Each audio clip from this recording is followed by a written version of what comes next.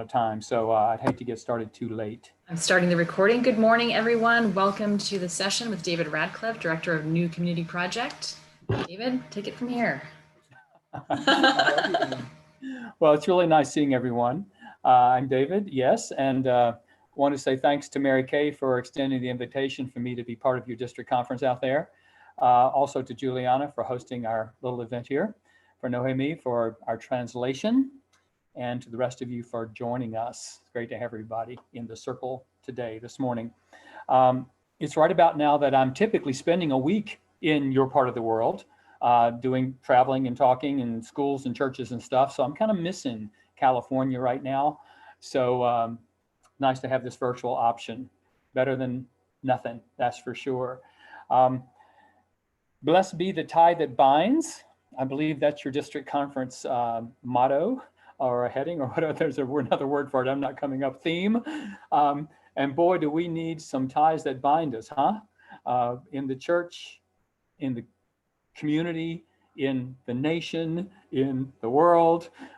We could sure use some of that. So that's a fine topic for our week, really almost a week of events that you guys have going, it seems like to me. I heard David Steele, the moderator, the General Secretary of Church of the Brethren, speak the other night at your conference.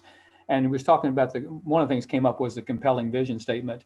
And, you know, I think that's a very positive thing for bringing us together. As everybody says, and the Bible said before us, without a vision, the people perish. And I think with competing visions, the people languish. So the more we can get ourselves together, wrapped around something that's to pull us on together, I think the more opportunity we have to be somebody in this world and to be something to this world, because we've got our own ducks in a row and we're moving ahead with that. Of course, along with vision, we have to practice. You know, the practices flow from the vision. And so I'm looking forward to seeing how the Church of the Brethren continues to embody itself in our world by its practices, because that really is what has spoken most loudly about us in the past and can also be a unifying thing, as we all know, if we gather together around something. So at New Community Project, we have several foci, these kind of practices, I guess you would say. Care for creation is a big part of our work. You know, what was God thinking to put us in charge? It's warmer than it should be out in Virginia right now, about 10 degrees above normal. I know you all have had heat and fire issues in your part of the world. I'm very aware of this because we all follow what's going on out your way. Maybe God knows something about us that we don't, about how we can rise to the occasion in situations like this. I hope that's true. Another second part of our work is fairness for people, what we might call justice. That everybody has a decent chance for the decent life that God wants for everybody. And we tend to work with some of the more marginalized communities around the world. You think girls and women, which is our topic today, Native communities, people generally on the margins. And that affects lots of people, especially as they're affected by climate change today. Just about everybody's going to be on some sort of a margin. So we'll talk about all these things as we go along. And then the third part of our work, we call experiential learning, which means encounters that challenge and change us. What are the experiences we can have that reset us in some way? Our own personal feelings and values, also our actions and our attitudes. How do we have those things that get us out of our bubble and into a different state of mind and heart to move us along? So we'll be connecting with all these things today: the environmental part, the justice part, and also what it means to have encounters. So that'll be as we go along here. So our title, No Place for a Woman, I thought it was kind of catchy myself. But I'd like your help on this. Looking around the world, why is there often no place for a woman? What are some of the obstacles that kind of push women aside or push women down or hold them back? And I guess I'd say you can type that in, that's okay. But also if you just want to unmute yourself and say something, what are some of the things around the world that we see that kind of put women in their place, so to speak, rather than in the place that they need to be? What are some of the factors? You have ideas?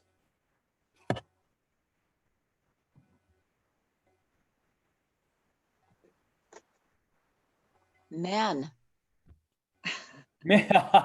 That's a good catch-all phrase there, Maren. Yes, men.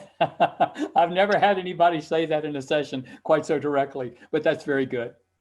And what are some of the ways that men do this? What are the things, and not just men, but there are other factors, I guess you could say, but what are some of the things that men do or that women face as they try to rise? Often it has to do with culture and tradition in various places. What Those a are big place factors in lots of places. Sorry? is. And I said what a woman's place is Yes. and how much value she can have oftentimes comes from a local culture. Yes. Yes. Very nice. Who So I else? can give an example from Jos, Nigeria. So Sure. I was at Hillcrest School during the last school year, and they had an empty position for campus chaplain. It was a very, religious director. It was a big job with a big calling. And there was no way they were going to even look at a female candidate. And, I asked them why. I said, this is crazy. You've got people out here knocking at your door, want to do all this work. And they felt that some of the board members from the more conservative Protestant churches that still help run Hillcrest School, or maybe some of the parents, the local Nigerian parents, just couldn't have it. Yeah. And it's ironic because the superintendent's a woman. One of the 3 principals is a woman. Some of the teachers are women. And then the other problem you have, of course, is the EYN, which will not allow women to be pastors. Yet women are teaching in their seminary. Very interesting. Thanks for that report from the front lines there. Very, very helpful. Anyone else with ideas or thoughts?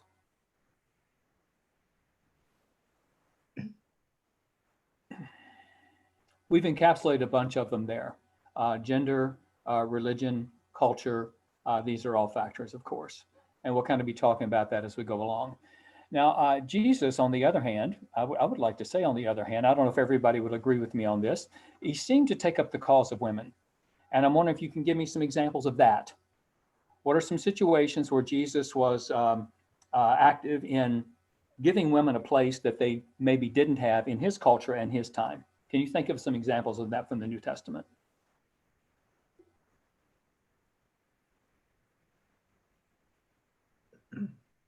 Well, there was the woman at the well.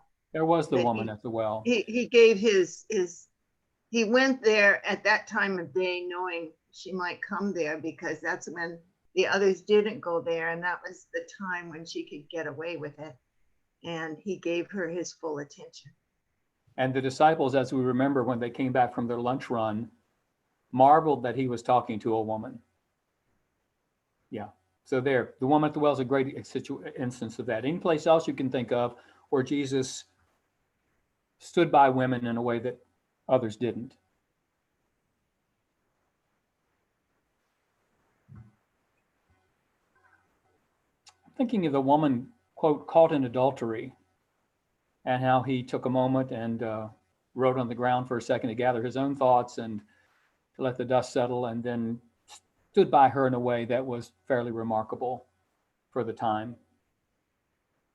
I think of the Syrophoenician woman who came to him wanting her to heal her child. And at first he said, well, wait, I'm here for the people of Israel. And then she said, how don't the puppies get the crumbs that fall from the table? And it's almost like she taught him. It was a teachable, it felt like, to me anyway, felt like a teachable moment for Jesus, that he was willing to have his, I might say, have his worldview expanded by this foreigner, that she too was included among the select and the elect. That's fine. That's good. That's good. Well, I think I'm just going to do a little show and tell now. I'm going to talk about some challenges that I've experienced in our work around the world. From the very beginning, New Community Project has had a focus on girls and women. It seemed like, for a couple of reasons. One is they need our attention because they face so many challenges. And sometimes a group like ours or yours or anybody else can offer some support, not directing things, but offering support of things that are good things that are happening that can really be an encouragement and an empowerment for women and girls. And secondly, I thought our network, speaking of having a vision and then putting that into practice, I had a feeling that our network, this would be something that people want to do. They want to respond. And I felt like this would be a place that our network and the kind of people that we draw would feel like this is something we can get behind. And so it was a rallying part for our group, as well as a, a helpful, hopefully, presence for the people, for the women and girls that we work with. So let's see, Juliana, let's see if we can work this screen share thing. We practiced all this extensively before the rest of you guys showed up, just for the record, sort of, kind of. Juliana, can we see that? Can everybody see that?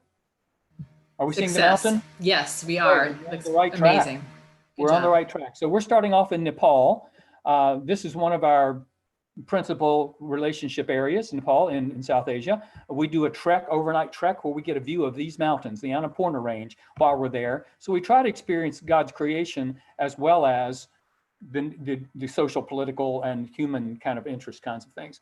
This is my friend Monita. I stayed there. My first trip there was in 2005. I stayed with her and her family, her husband and 2 kids. She's doing her devotions in the morning as a Hindu practitioner. Anyway, one night I was coming up the stairs in their house, whistling softly to myself, probably some Beatles tune, band back in the 60s. The 2 teenage kids came running out of the room saying, "Stop whistling indoors. You'll bring grandfather back from the dead." Well, I didn't want to be responsible for that. And I'm thinking of Noemi trying to translate all this into Spanish. Oh boy. Anyway, there's Manita, just a little cultural piece there. We also spend a day at a national park. I'd love to show you all my pictures from that, but I'm not going to. That's not our focus today. But they're doing Chitwan National Park down on the border with India. They're doing a very nice job of preserving large mammals, elephants, rhinos, tigers, really some nice success stories there. But on to Nepal and the other realities. A lot of poverty in Nepal, one of the poorest countries in South Asia.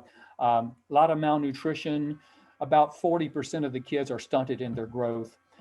Unclean water all over the place.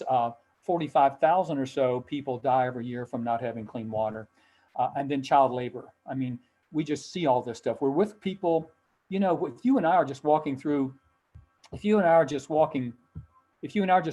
these cities, we don't know what's going on here, but we're with our partner group there and they're telling us what we're seeing. And we had a chance to stop and talk to this kid, and the woman in the background is the recruiter. She goes out into the poverty is a driving force, a pull force for people to leave their communities, their families, and go do things that aren't always the best. In this case, child workers. And there's, there's about 150 some million child workers in the world, which number is increasing right now with COVID, because people are more desperate. And one economic commodity you've got is your child. All right, so here's another, I just threw in a couple contextualization pictures, but sorry, that shouldn't have happened. This is a gravel mine. The river's low during the dry season. You see the river up there, and the people go in and mine the gravel and carry up these, what did they say, 70 kilos. That's me plus 10 pounds. They're carrying up out of this riverbed for $1 a day. And this is one of the reasons you get mass migrations out of these countries, because that's the kind of work that's there for them. And so every day, 1,500 Nepali men and women, mostly men, leave to go to other countries to work. That's the immigration line at the airport. But for women, our focus, this is a marriage procession in a rented Mercedes. For the woman, it may as well kind of be a funeral procession. My friend there, a young woman that we work with, told us one time, when you're a child, your father's your boss. Until you get married, then your husband's your boss. Until your son gets old enough, then he's your boss. So that's a little of the social ordering of things. That's just one of my favorite pictures from all my trips to Nepal. We've been going there with delegations since about 2007 or so. Anyway, this woman had walked an hour and a half to bring her agricultural products, in this case, cabbages and spinach, to sell to the little restaurant at the hotel we were staying in on one of our trips. Well, he bought the cabbage. He wasn't going to buy the spinach because he had some growing in the backyard. I saw it. She wouldn't leave until he bought the spinach. She didn't walk an hour and a half for nothing. And this reminds me of somewhat the women, many of my experiences, and maybe yours, with women around the world and in our own communities, there's admirable persistence. Like that story of the widow and the judge in the New Testament. They just come back until they can achieve the thing they've got to achieve for themselves and their families. Here are some women carrying, acting like porters or pack mules, we might say, carrying wood down the hill. My friend Sarah wanted to give it a try. You can see the woman strapping her in and smiling her as she does so. Sarah couldn't get off the ground, even with a hand, from Walt Wilczek, and some of you know that name. Even with a hand, she couldn't get off the ground. There go the women down the hill. You know, they weren't born to carry, but they've learned to carry. So women in many areas are almost like beasts of burden. And when you run out of firewood, you turn to the next available fuel source. Now, how they get the cows to stand on the wall, I don't know. But yeah. And then this is another huge, I'm going to say pandemic. I don't use that word lightly. For women around the world is indoor cook smoke. Many women, as you know, if you've done some traveling or seen the pictures or heard the stories, they're cooking over open indoor fires. And it's a huge problem. Every 20 seconds, a woman or a child dies around the world from breathing indoor cook smoke. So huge health ramifications. I'll talk a little more about that later. And just doing hard work. These are women, I've seen women making gravel on 4 continents, actually. So they're sitting on the ground with a sledgehammer, making little rocks out of big rocks, 60 cents a day. And I always ask the price of a chicken because it's a universal kind of commodity. And in Kathmandu, a chicken fresh from the countryside costs $12. You're not going to be eating a lot of meat in these women's households. Here's a young girl named Pooja and her mother. She's 13. They're carrying the bricks all up the hill all day long. They told us between them, they earn 75 cents. And you might say she's one of the lucky ones. She didn't get trafficked. I can't show you pictures of trafficked women's faces for privacy kind of and security reasons. But anyway, here's one of the women that was in the group we met with. These girls are trafficked out of Nepal at the rate of 10 to 12,000 a year, mostly to India next door. And it's a combination of things that have to do with women's disempowerment and disvaluement as females, also poverty, which we've talked about, and trickery. A lot of, the 2 main ways people get trafficked is somebody maybe they know comes to their village and suggests there's a good job waiting for their daughter down in India, trust me, and they may not even know what's going to happen to the girl when they hand her across the border to the Indian person. The other way is a man will, getting back to your, Marion, talking back to your comment, men will pretend they love a woman, an older man maybe, may pretend he loves a younger woman, marry her, take her to India on the honeymoon, and leave her in the brothel. So there's trickery and there's all kinds of things. But yeah, so this is a group, there's our delegation from last January. Can you believe people were still traveling last January? Less than a year ago. Anyway, there's our learning tour. A big chunk of those are actually a Jan term group from Tabor College, but also people, some whom you may know from around the area there. I don't know if there's any Californians or Arizona. Oh, there's Arizonans. There's Elena Yoder, and her grandpa, John Lehman, is in there somewhere, unless he's taking a picture. Anyway, so yeah, got your district represented there. Anyhow, this group's called Shakti Samuha.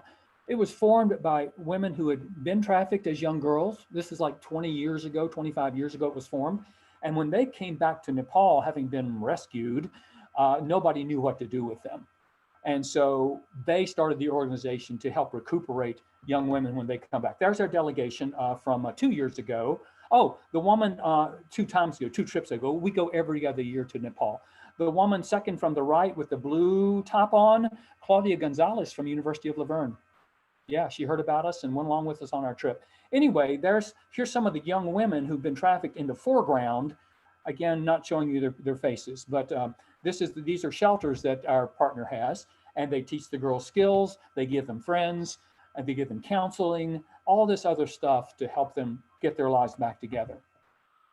And then you have natural disasters. And I will say an earthquake, you want to think, is anything a natural disaster anymore? I mean, everything is related often to human activity, even earthquakes, and even in the Himalaya, because as the ice melts off the snowpack on the Himalaya, the mountains tend to spring up a bit because they don't have that weight on them, which adjusts the substructure and can lead to more earthquakes. It's pathetic what we are doing to this planet. But my point is that these sort of events cause an increase in trafficking because people already poor in these mountain communities, and this is a mountain community. This was 6 months after the earthquake, and very little rebuilding had been done. 6 or 8 months after the earthquake, we were there. This was the 2016 earthquake, I believe it was. Well, maybe 2015, and we were there in 2016. Anyway, because people are already vulnerable from poverty, when you get a disaster, then it makes them even more vulnerable, and girls become more of a commodity. So yeah, so this is actually some women we met that trip just months after the earthquake, and there was an air of despair and despondency, frankly. So we had not done any work through our partner in this community. By the next time we went there 2 years later, we'd given some microloan money. This woman had started a little shop, and there was, kind of a rising sense of spirit because they had. And one of the things these women told us, and this was last January, where they said, "You are like God when you come to visit us." Well, I thought that was a bit of an overstatement.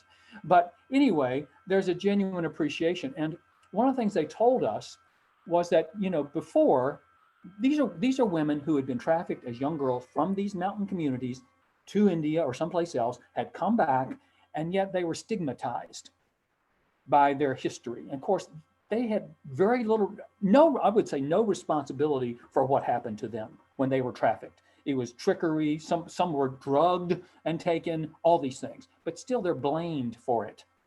That's another thing we could add to our category of things that keep women down, is blame for things that they don't deserve. Anyway, but they said now with these projects, these economic projects, people can see that we are more than our past. So this also is part of the healing process. We have girls' education, because keeping girls in school is one way to keep them out of the traffickers' way. This is Regina, Mooney, and Kavita. And the girl on the left, Regina, we sat and were talking to them, and she's telling us a little about school, about her life. And then at one point she says, "And I haven't seen my mother for a year and a half." And she buried her face in her scarf and just began to weep. Turns out her mother had gone abroad to work. I mean, who knows what the work is, honestly. But I mean, this to me was a microcosm of exactly why we do this, to keep girls and their mothers out of that predicament. Family separation and who knows what. And so anyway, it's part of what we do there. About $40 a year to keep a girl in school. These high school girls, there's a middle school or an elementary school up in the village and a middle school. The high school, they've got to walk down the mountain 2 hours every day, 3 hours back up. So one of the things I stress always is that, yeah, we make our little contribution of scholarships or sanitary materials or whatever girls need, but often they're the ones doing the hard work of getting themselves to school, or for the women moving on with their projects and organizing themselves and all these things. So we want to give credit where credit is due. This woman's name is, it may come to me. Anyway, she was in the entertainment sector, in the entertainment sector, which is like a gateway really to the sex trade. And from the get-go in her life, she hadn't had much autonomy. When she was a young girl, I think 8 years old, she was sent to the cities by her family, who was very poor up in the mountains, sent to the cities to be a housekeeper, where, how these young girls are treated in housekeeper situations. Then when she was 15, her older sister married her off to a man she had never met. Then there were a series of things in her life that were sort of out of her control. She learned about these projects, these microloan projects that we're supporting through our partner there, got involved in one of them, has a pig project going now. And so she's making, I think, $1,000 a year, which is right about the minimum wage in Nepal. And so she's found another avenue rather than, now she doesn't have to rely on something like the entertainment sector, where these women are just dehumanized in the entertainment sector in places like Kathmandu. And we've gotten them involved in reforestation. Our partner there, the leader of our partner organization, Charamaya Tamang is her name. She told us on this last trip, she said, climate change causes instability. Instability increases trafficking. So they want to do what they can. And I'll tell you how this got started. They just have started some reforestation there. And I'll tell you how in a few minutes when we get to Myanmar. And you'll see what I mean when we get there. So bye-bye Nepal. Hello Myanmar. This is Thanakin, a facial cosmetic that children and women wear. It's made out of tree bark. You spin it on a wheel and add some water, and you've got a paste. That's a cultural mark, a sunscreen, and a skin conditioner. Yeah. Here we go up into the hill areas to see what we can see. We meet these two girls on the path. They're not carrying bottled water around. We gave them one of ours. We don't carry bottled water anymore. This is a trip really almost 10 years ago. We don't do bottled water anymore on our trips. We found other ways to get our water than contributing to the plastic mess that we've got on our planet. Anyway, but there they are.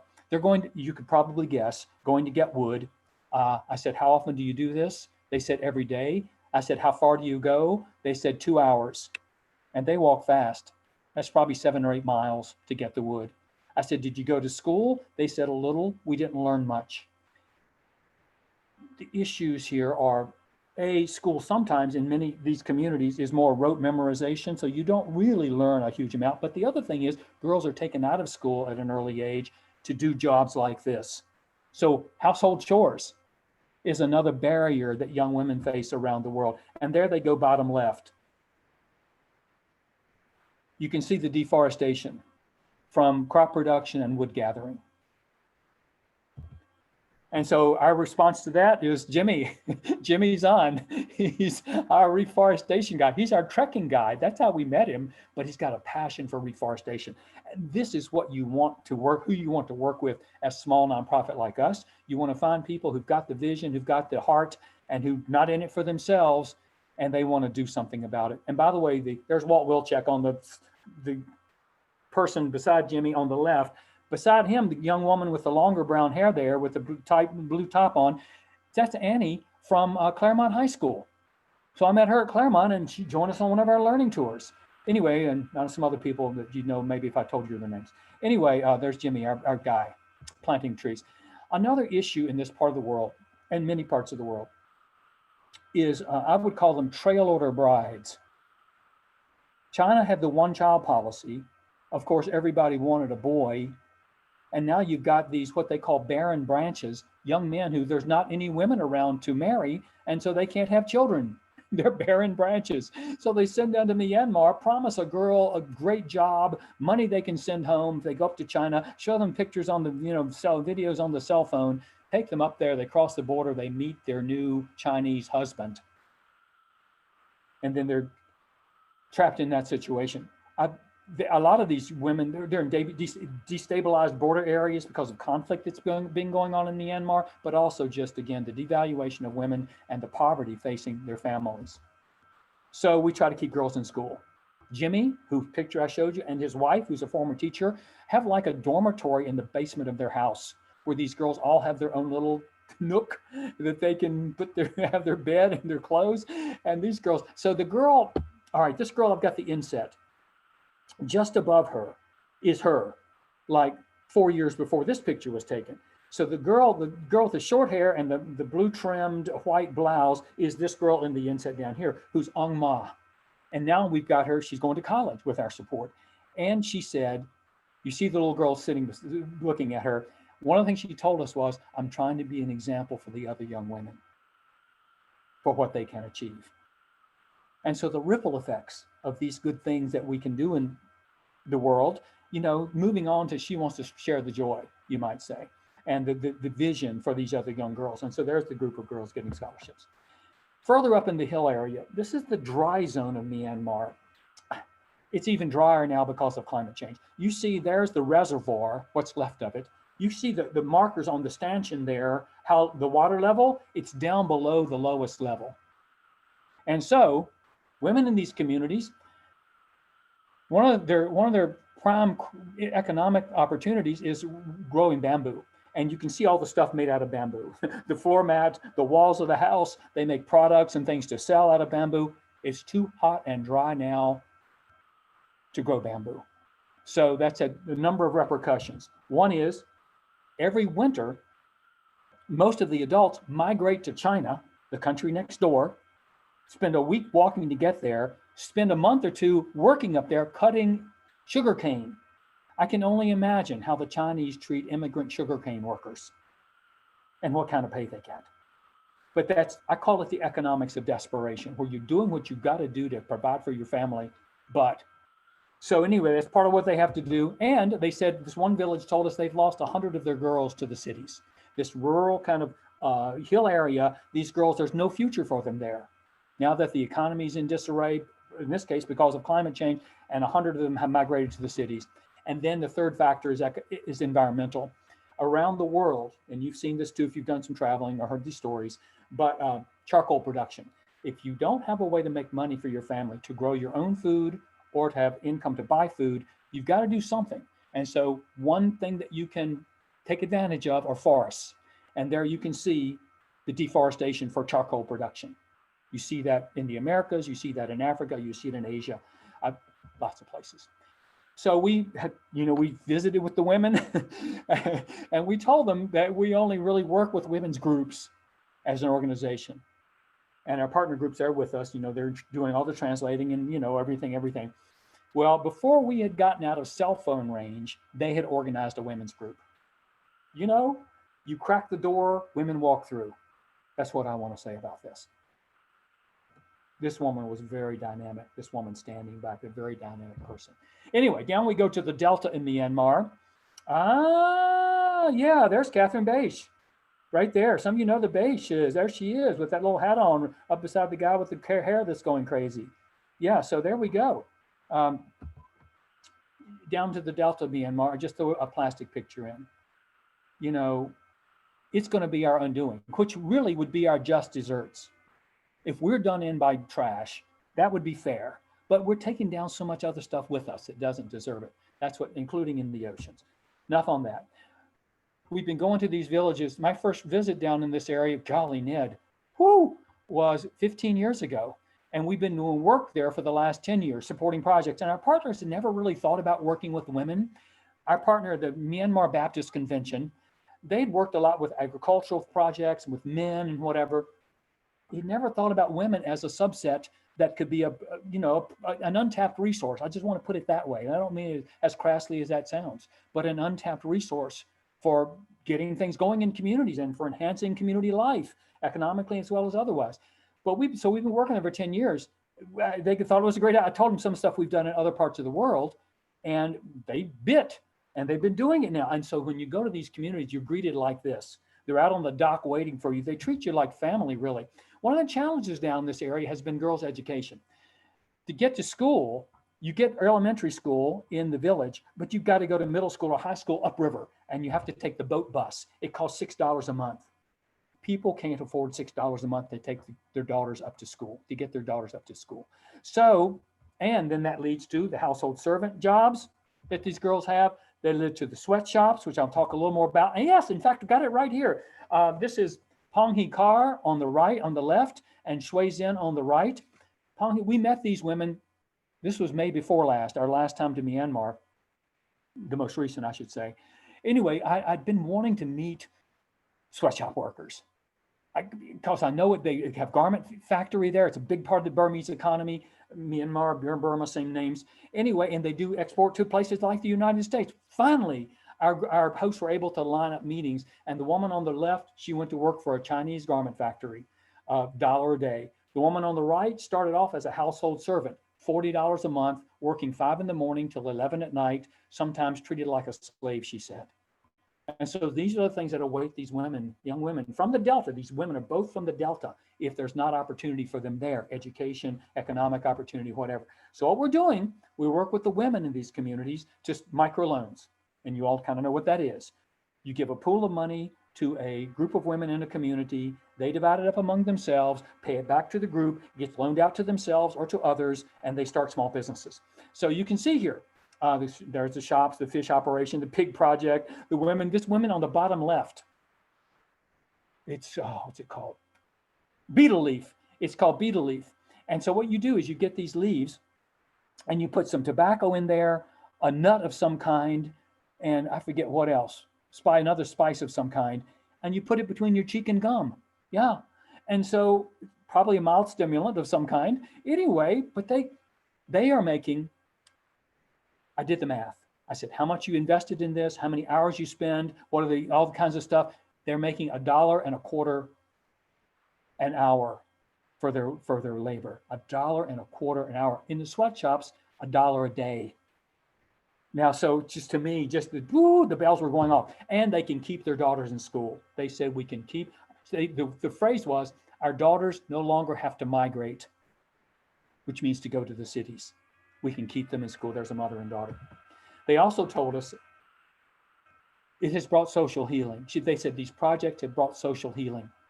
Women, we compete with each other. We're looking, is your rice row straighter than my rice row? How your clothes hung out on the line, whatever. They said now we have to work together for these, and it's brought us together. They also told us on this last trip, we have lost dependency. They said we are no longer dependent. And what they meant was not that they don't love their husbands anymore, but they're not totally dependent on the husbands for financial resources. They have their own wherewithal. They can have their own decision-making capacity with money for the first time in their lives. And so just, again, the ripple effects that you don't anticipate. And they said it's made our family life sweeter. Here's a husband and a child. And they said, it's not just up to the husband now to make the income for the family. They can have a little more free time now to spend with us, with the families. So, things you never think about these things as being repercussions and positive repercussions from these microloan projects. All right, climate change, I just got to say a word. This is in the Delta. It's 10 miles from the ocean, but you can see the waters can still rise. You see the wet area of coming up to the base of those houses there. You still get the tidal rise because it's so flat, even though you're 10 miles from the ocean. Well, then you have these cyclones that whap you because you're close enough to the ocean that you're whammed by the cyclones, which is our hurricane. This is Cyclone Nargis, 2008. Winds 150 miles an hour, 135,000 people killed in one night. It was like the angel of death. Burma, Myanmar is the third most vulnerable country in the world to climate change. It wiped these areas clean of trees. When we went there,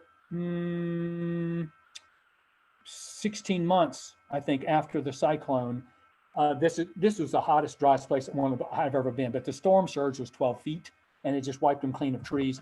This was 6 years later. They used some of our money from our If a Tree Falls fund. It felt like a different place. So we can do things to remediate. If you've got a good partner to work with and supporters like you people, you can make things happen in this world. And so, yeah, and they feed you. I mean, I was hoping to go to Myanmar this January. That was our plan. I'm not sure. I don't think we're going to be able to do it. We'll get back there hopefully next year sometime. COVID, it's just, anyway, but one of the things you're treated like the royal guest, really. And, we provide the money for the food, but they do all the cooking and the serving, and it's just quite, but maybe the nicest thing about it is that you sit around afterwards and talk.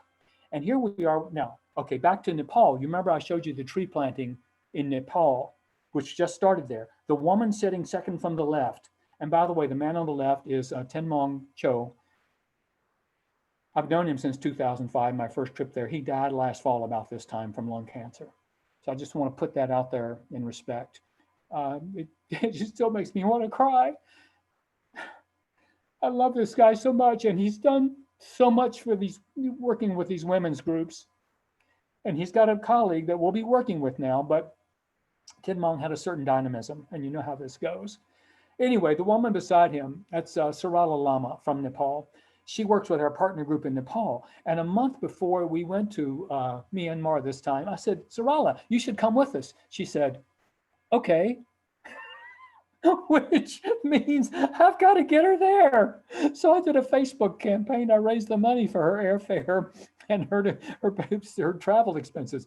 So the beauty of this is we rich people get to go visit these people. But we don't have but so much in common with them. These people, South-South, the South-South interchange, the Southern Hemisphere, they have a lot in common with their struggles and their strengths and all this stuff, and their sharing. And so her going home with this idea, back to Nepal from Myanmar, about reforestation, for instance. So, and then she could share about their work with trafficking and women's issues there in Nepal. And the woman in the top right with the pink blouse, and also in the other picture with the pink blouse, Mar Win, the natural and the elected leader of these women's groups here in this village in Myanmar. 2 trips ago, and so we're sitting around talking, and we've been going there for 10 years, so they know you now, and they can ask you things they would not have asked you before. I say, familiarity. I don't think familiarity breeds contempt. I think it can breed respect and affinity, and it breaks down the walls. Anyway, so 2 trips ago, she asked me, her question to me was, after our meal, we're sitting around talking, she says, can you tell me, why are some people in the world so rich and the rest of us so poor? I don't get asked that question every day. Fortunately, I just read Jared Diamond's book, Guns, Germs, and Steel, and I can tell her it's not because of your lack of intelligence or religion or hard work, none of those things. Mostly the luck of the geographic draw. And of course, they've had a repressive government in Myanmar, but they also were colonialized back in the day. And so there are political things too, but a lot of it is just where you were born. And then this time, May before last, her question for me at that point was, how do we keep the waters from rising? I didn't have a really good answer for her, but we are doing some things there. And one of those things is reforestation in these areas. This is a picture just from a couple of weeks ago. This is not her community, but another community, but we're doing it in all these communities, reforestation. Our friends couldn't go there because of COVID, our partners, but they could waive some sort of an app that some people may know about, but I don't. They transferred the money down there to get the reforestation project going. And then the book Drawdown, and some of you may have read this book. It's like 75 of the most important things we can do to take the bite out of climate change. 2 of the top 10 are educating girls and empowering women. And here's a perfect example of that latter one. These women and their microloans, they use the profits from their microloan income to build a cyclone shelter for the community. So when the next big one comes, they'll be ready. They lost half their people. Many of these communities lost half their citizens in that last cyclone. It's still a traumatic memory for them, like the fires. Of course, I'm not sure the fires are ever going to be a memory for you. They just keep coming back in wave after wave. But anyway, here it's a traumatic memory for them. And this gives them, a step toward healing and reassurance. But it's because of the microloan money. And this would be a perfect example if they do a second edition of this book, that this is perfect example of empowering women and you get climate mitigation. Bye-bye, Myanmar. Africa. It's hard to get a bad picture of a zebra, even when they're not cooperating. Oh, by the way, in 1900, there were 12 million elephants in Africa. Now there are 350,000. Oops, wrong. Yeah, there we go. That's just a nice encounter with a mother giraffe and the baby. This is Akagera National Park in Rwanda. And this picture, this is where the ranger who was guiding us told us the concept I'd never heard before, which was shared vigilance, that all the animals are looking out for each other in defense against the big predators, the carnivores, the cheetahs, the lions, and the leopards. And the giraffes are like the periscopes, they got the high view. The zebras have great eyesight. The buffalo can't see worth nothing, but they can smell and hear really well. And the birds, the oxpeckers, anything shows up, they're gone. They see the grass rustling, they're gone. And so this idea that we're working together for our common defense, man, we could use more of that in our society. How are we being vigilant together for the things that are here to disrupt us? Anyway, on we go. South Sudan, typical homes. I got to kind of rock and roll here because I know I'm running short on time and I want to give a few minutes at the end. Anyway, Regina Namoy and her baby Nakaloni. Do I have another picture? Yes, there she is with the Catholic sister. And we've done some funding of small projects in these communities. And she said, I said, Regina, this is a Toposa woman. She's Toposa woman, I said, why are you doing these things? Why, what's the impetus for you to want to learn these skills, these trades? She's learning to read and write, to make baskets or something. I don't know. Anyway, this is 15 years ago. And she said, well, God has given us certain gifts that we must develop. In South Sudan, they have a saying, if a girl gets too much education, it makes her stubborn. We probably have some examples of that in the meeting today. But a woman who wants to think for herself, has got her own ideas about her life, who she wants to marry. So obstacles to girls and women in places like South Sudan, household chores, carrying water, culture, which we've talked about, early birth, pregnancy. The saying, some of you've heard me say this before, at least up to 5 years ago when I got this stat, a 15-year-old girl in South Sudan was more likely to die in pregnancy and childbirth than to graduate from high school. The odds are stacked against you. And then war. I've seen lots of refugees.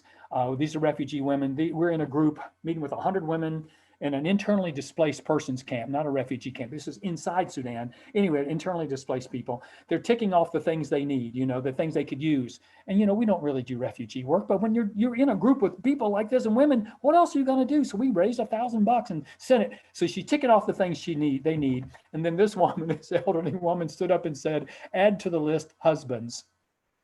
Because either the husbands are away at the fighting, or they've been killed, or they're crazy from drinking from the fighting, PTSD, whatever you call it, or they just abandoned their wives. So this is a group we visited on our last trip. This is a refugee camp in Uganda. They dance you in. It's really amazing. And Judy, you've had some experiences like this in Nigeria. But anyway, the dancing. And then they stand and tell you, about they still face many troubles. By the way, the reason we got involved in this refugee camp in Uganda was they met our person in South Sudan on the way out of the country, and they learned what we were doing, and they sent a text back to her or something and said, our country is moving backwards. We want to improve ourselves. Now, these are refugee women who want to improve themselves. What are you going to do? They also told us, many things aren't good here in the refugee camp. This is a meeting under the tree. Many things aren't good here. There's insecurities. The girls can't go to school, but we still give praise to God. We still give thanks to the Lord. And when people want to say, if those people just had more faith over there, I want to tell them this story. So we provided some training programs through our partner in South Sudan for these refugee women in Uganda, South Sudanese refugees. They're dancing in the sewing. They're dancing in the beautician workshop. And this is a woman who had been a refugee. Her husband left her because she was only having girl babies, and the husband wanted a boy. Her husband left her. She got involved in having to make alcohol then to support her family. She then heard about our tailoring projects in South Sudan. Her name is Silverio Andrug, and her daughter Beatrice. Anyway, she got involved in the tailoring projects and got the training, got her own shop, and now she's made something of herself. And not to say she wasn't somebody before, but she has new opportunities. And violence. We're working to support women who are working against domestic violence. And by the way, how do you get these women to smile like that? By the way, South Sudanese women are a little more willing to smile than some people I meet. But anyway, you can see the wall there in the foreground of the picture. I'm standing on the wall, and I can't get them all in the frame. Oh, I cannot believe this. I have never seen this before. Look above. Do you see the window with the woman in the pink? The little inset, like a mirror up there. It's like a mirror. They're holding me up as I lean backwards. I have never seen that before in this picture. Anyway, they're holding me up as I lean backwards. And of course, all the women are just laughing like crazy, but I got a good picture. And then I asked them to turn their backs on domestic violence so I could get a picture of their t-shirts. The other thing about these t-shirts, you're thinking they're poor, they're getting these modest grants from us. They're spending money on t-shirts. It shows they have dignity, that they've organized, and they're proud of who they are. And that is so important. Again, it's another unanticipated outcome of these kinds of things. How it makes these women feel about themselves and who they are and what they're going to stand up for and stand up against, including in South Sudan, so much violence. We built schools there, as you know. I call this one 8th graders with attitude. Oh yeah. And we were there. This is May before last. We did a lot of travel May before last. Anyway, this was May before last. You see only a few of the beds have nets, mosquito nets, a lack of mosquito nets in this girls' boarding school. 400 of the girls didn't have mosquito nets. I didn't know this. We don't have money for mosquito nets. I did a Facebook campaign, $6 a net. I raised $2,400 in a couple of days on Facebook. They've got nets now. Now they're not getting malaria, another inhibitor, and then COVID. This is probably our most poignant situation from all the relief we've done for COVID around the world. Some of you get our newsletter. It probably showed up in your mailbox this week. And you read about our COVID response, $55,000 we've raised for various, but here in this another boarding school in South Sudan, we didn't build, but we support about 50 girls in school there. 20 some of them that we support When the schools closed in South Sudan because of COVID, these girls couldn't go home because they first fled to the schools in the first place to escape forced marriage, early marriage, 13, 14, 15 years of age. So they couldn't go home. They'd be married off and they're all stuck at the school and running out of stuff. So we raised, I don't know, $2,300 or something. I forget how much, to help these girls have the big bars or soap. That's their big bars of soap. And then the little red packages, they call it Colgate, which, we say, let's go get a Coke. Well, they say we're going to get Colgate, which is the toothpaste, and, all the stuff that they needed. Climate change, food insecurity, and women are on the front lines because they are the ones dealing with the environment in many parts of the world, raising the food, taking care of the illnesses that come via the environment, dengue, malaria, other things spreading because of climate change, gathering the water for the family, again, a climate affected thing. And then this just in, the floods. The Nile River in some places was 50 feet above its banks. So we've raised, golly, I think Juliana, we're about $3,500, $200 a tukel. It's part of our fall campaign. Oh gosh, I got to roll. I'm going to try to wrap this up in the next 2 minutes. Okay, so one of the issues facing women in many places is, well, of course, they've got to gather the firewood. Well, in Congo and other places, we found women who have to walk a long ways to get wood sometimes get assaulted out in the isolated areas. So we're planting trees near the villages in Congo, for instance. So the women, you're bringing the forest to the women rather than the women having to go to the forest. And we're teaching them to build wood conserving stoves. Rather than cooking on open fires, which I talked about a while ago, we're teaching the women how to build their own stoves for their own use and to sell, income producing. And when we got a request for face masks because of COVID in Congo, where you had to have a mask on and people couldn't afford them, they said, can you send us money for masks? I said, what about the women we've trained in the tailoring project? We send the money for the material, they make the masks. And they did, for the schoolgirls and for the pygmy women. And then they kept making masks and selling them as income producers. Oh boy, Rwanda, I can't even tell you. The jobs that women have there, carrying sacks of potatoes. We got training going on for tailoring. And then you got used clothing, another inhibitor for women and tailors around the world is our used clothing coming in on the cheap. Whole nother story we can't get into. This is Christina. When I first met her 2 trips ago, there she is, last trip, dynamic young woman, mother, leading her women's group there, microloan projects. This is Angelina. She let me into her. I don't ask to go into people's houses.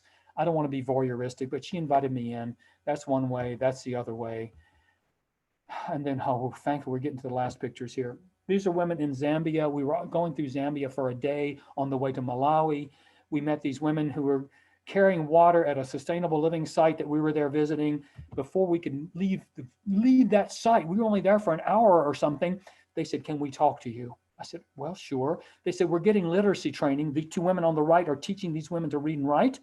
They spend an hour every day to do that. They said, now we need economic support. We want economic projects to increase our livelihood and to help our families.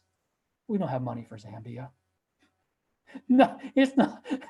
But I talked to our partner. I said, okay. And so we left $1,000. What else can you do? And I raised it in 2 days on Facebook. People respond. And then in Malawi, the girls have to go 7 miles to high school. We hatched a girl and a bike program, $110, 65 for a bike, 45 for a semester tuition. We raised $12,000 this last year for this. And then some girls have to go even further, 60 miles to a high school to get the right kind of education for themselves. We're building hostels for them, part of our fall campaign. We've already built one for $9,000. We have another one. If one of your congregations want to be involved, we're looking for money to build another hostel. And final picture, these are kids from Memorial Park Middle School in Fort Wayne, Indiana. It's a poor school. 95% of the kids are on free and reduced lunches. They heard me talk spring before last, my last visit, most recent visit there, talking about girls around the world, that a dime keeps a girl in a school for a day. Anyway, they went in the study hall the next period and hatched a plan to raise money for girls around the world to go to school. These poor kids raising money for girls around the world to go to school. They did penny wars between the 6th grade classes. they raised over $700. These kids from the margins of Fort Wayne, Indiana, taking up the cause of kids around the world. And earlier I was talking about this compelling vision that we've got and the practices that need to embody that. Well, you know, we get the right vision, the practices can flow. People will be inspired by the things we care about and take it upon themselves to do something. So that's what we're up to, and I think that's what you're up to. All right. So 1 minute to spare. So questions or comments?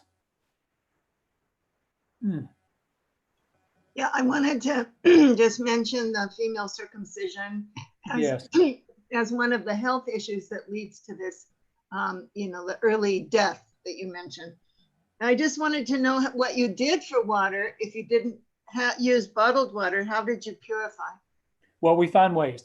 We often buy them in the big containers that you can return and then fill up our canteens. We each bring something to carry the water in. Or there are streams in the world you can drink from. I know we can't believe that in America, but there are streams in the world you can drink from.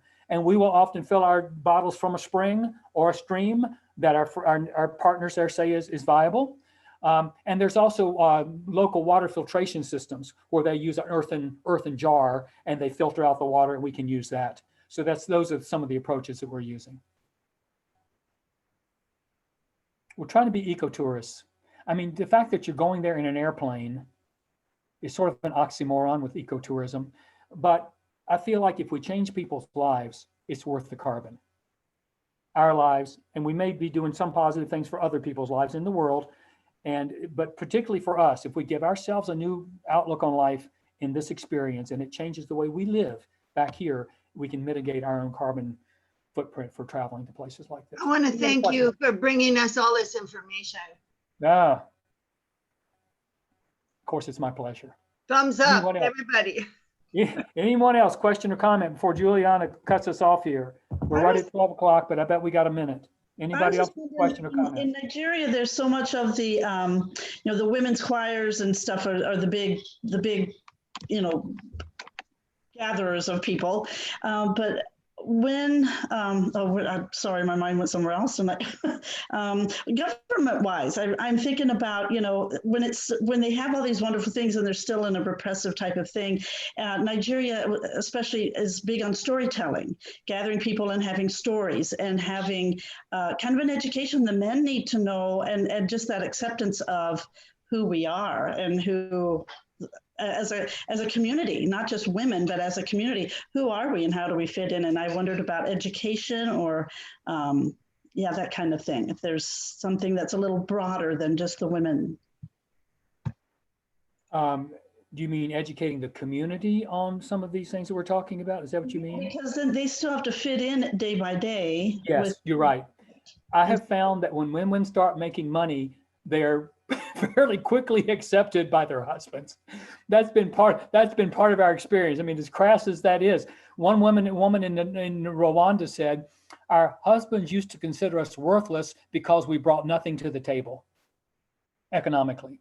But now their husbands see them much differently. And plus, sometimes the husbands end up working with the women in their project when the husband's job falls through or something. Our partners, Amy, do work at this. They work at that cultural milieu in ways that we don't. Of course, what can I do? But our partners do work at this, at helping the community get a new vision for themselves. They do that. They actively do that. Thank you. Well, we probably ought to end out of respect to, I think there's a meeting coming on or something. Juliana, you're the boss of this. Yes, there's some business sessions coming up. Thanks to everyone who participated. Well, thank you, David. Oh, yes. That was awesome. Thank you all. And I'm sorry, again, I get going. I would love to have had 2 hours with you all, of course. We could have had a much richer interchange with all the good ideas that you all have, but maybe next time. So thank you so much. Juliana, thank you. Thank you. Thanks, David. Oh, My pleasure. How do we get we're talking, so. And Noemi, thank you. Sorry, How do we get on your newsletter?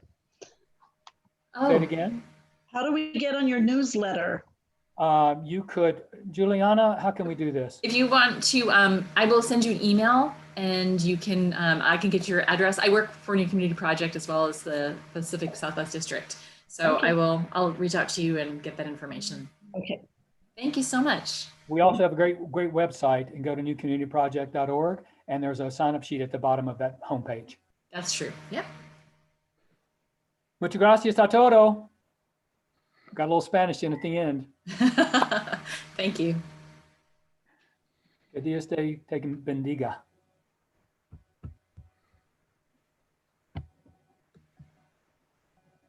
I'm going to Thanks, turn off the Juliana. recording. Yeah, thank you so much. I want to make sure I copy the chat. Aaron, Joe. Pam, Janet, thank you all.